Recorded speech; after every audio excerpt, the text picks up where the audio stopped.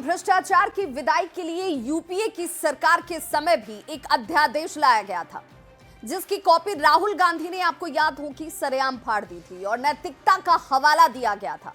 अब जब 130वें संविधान संशोधन विधेयक का विपक्ष विरोध कर रहा है, तो अमित शाह ने कहा कि मनमोहन सिंह सरकार के समय लालू प्रसाद को बचाने के लिए उस अध्यादेश की कॉपी को फाड़ दिया गया था। लेकिन आज वही राहुल गांधी बिहार में सरकार बनाने के लिए लालू प्रसाद से गले मिल रहे हैं।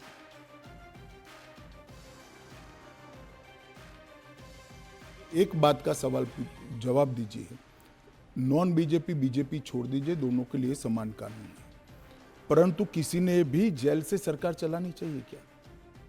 आजादी से अब तक कई सारे नेता जेल में गए, कई सारे मुख्यमंत्री भी गए, मंत्री भी गए, और सबने इस्तीफा देकर जेल में गए।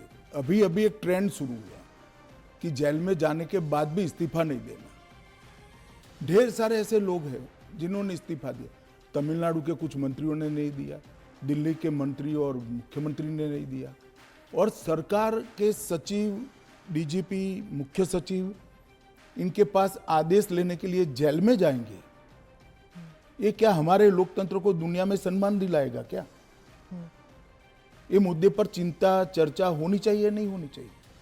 और मैं आज जो कांग्रेस पार्टी इसका मुखर कर विरोध कर रही है, वो कांग्रेस पार्टी के एक स्टैंड को ही मैं कह रहा हूं। जब यूपीए की सरकार थी, श्री मनमोहन सिंह जी इनके प्रधानमंत्री थे और लालू प्रसाद यादव जी इनके मिनिस्टर थे। लालू प्रसाद जी को सजा हो गई।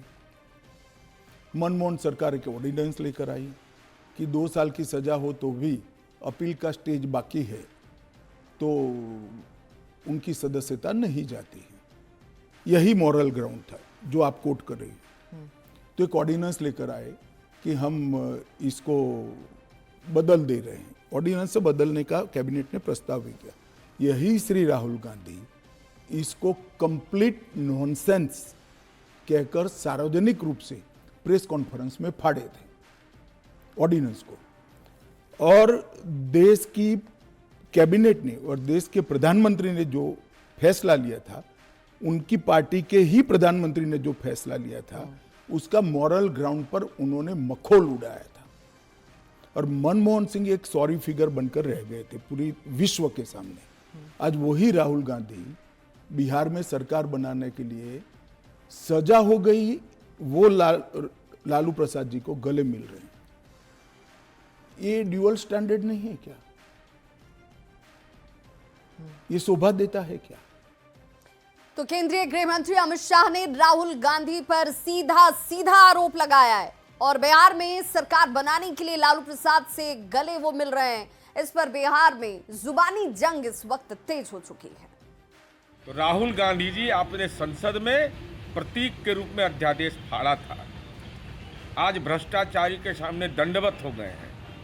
तो क्या जो संविधान में प्रस्तावित संशोधन है उसके प्रति अगर असहमति आपकी है, तो क्या आप यह चाहते हैं कि जेल के अंदर बैठा हुआ कोई व्यक्ति दुर्दांत अपराधी गृह मंत्री बन जाए? देखिए, ये कानून बनाया इसीलिए जा रहा है कि या तो आप भाजपा में आइए या फिर आप जेल जाइए और अपनी कुर्सी गंवाइए। पूरे देश ने 10 वर्षों में देखा है कि ईडी के छापे सिर्फ विपक्षी नेताओं के घर पड़े हैं और उनमें से जो भाजपा में शामिल हो गए उन पर ईडी की कार्रवाइयां बंद हो गई हैं। मतलब साफ है कि इस देश को गुंडा राज की तरफ धकेलने की कोशिश हो रही है। और भारत में विशेष करके वो दल जो राजनीति को पारिवारिक विरासत समझते हैं, पारिवारिक व्यापार समझते हैं, वैसे दल जेल से ही राज चलाने में विश्वास रखते हैं। लालू प्रसाद यादव हों या इनके जितने भी साथी संगी हैं, सब बड़े फक्र के साथ जेल से ही मुख्यमंत्री कार्यालय चलाते हैं।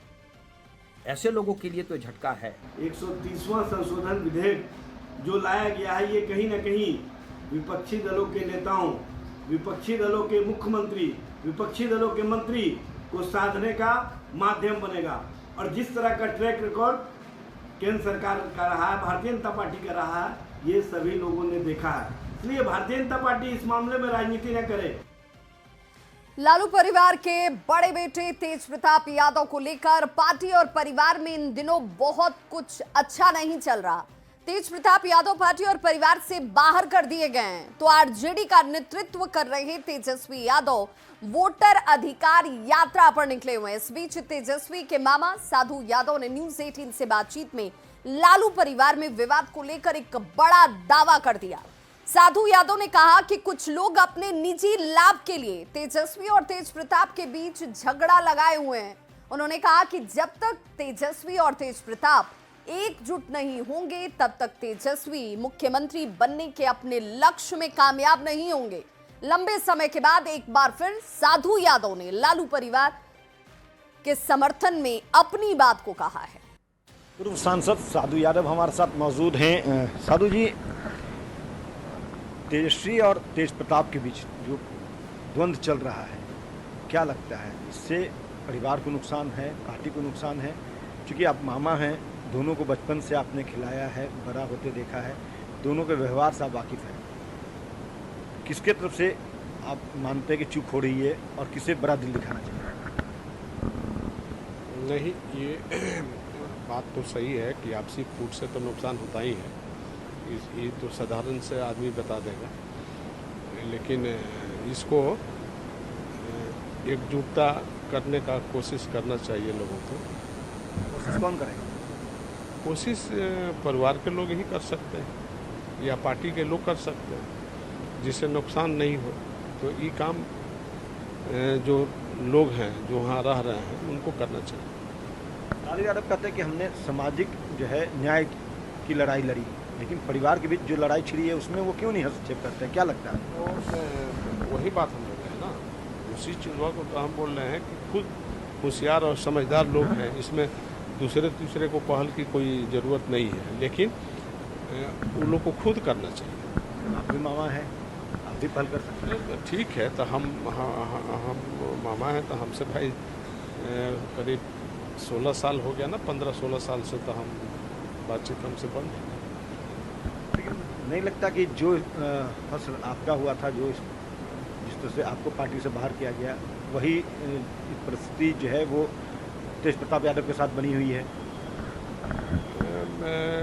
ये वही न कह रहे हैं कि घर में कुछ बाहरी तत्व घुस करके और इस तरह का बिखराव करने का काम कर रहा है, तो इससे नुकसान पार्टी और परिवार को दोनों को नुकसान है। जो परिवार के लोगों को एकजुट नहीं रख पाएगा तो फिर जो सपना है वो जो पाल रखा है या देख रहा है, तो कहाँ तक सही होगा, कहाँ तक गलत होगा, ये तो फिर वही है। मैंने